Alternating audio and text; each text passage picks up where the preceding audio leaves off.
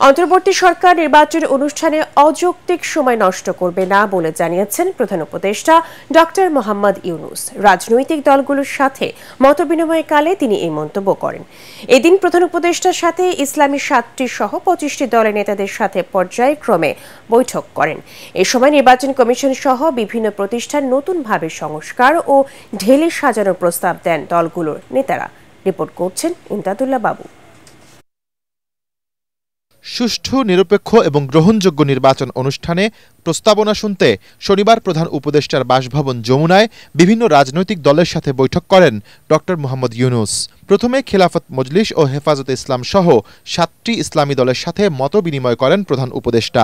এ সময় বিগত সরকারের আমলে হত্যাকাণ্ড ও অপশাসনের বিচার দাবি করেন ইসলামী দলগুলোর নেতারা।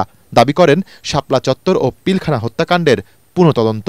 যৌক্তিক সময় নিয়ে সংস্কারগুলো করে তারপরে যেন অযথা কাল বিলম্ব না করে নির্বাচনের ব্যবস্থা যেন নির্বাচনের আয়োজন করেন, সেই বিষয়টি আমরা বলেছি এবং মাননীয় প্রধান উপদেষ্টাও এই কথার সঙ্গে একমত পোষণ করেছেন যে প্রয়োজনীয় সংস্কারের পর কাল বিলম্ব না করে তারাও নির্বাচনের দিকে চলে যেতেই আগ্রহী। এত লম্বা ৩ বছর তো বিরাট সমস্যা দাঁড়াচ্ছে, এনইসি হওয়া দরকার আমি মনে করি।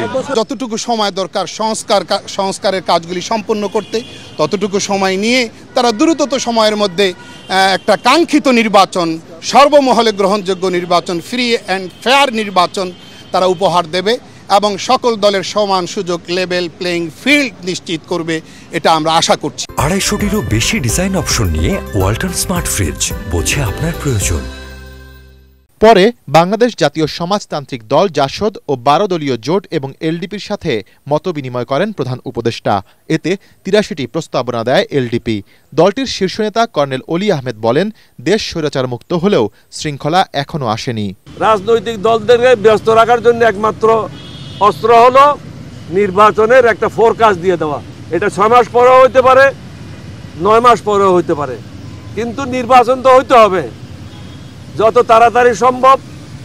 অন্তর্বর্তীকালীন সরকারের জন্য ভালো, রাজনৈতিক দলের জন্য ভালো। তবে শনিবারের মতবিনিময়ে বিএনপি ও জামায়াতের সঙ্গে বৈঠক হয়নি। ইমদাদুল্লাহ বাবু, এটিএন বাংলা, ঢাকা।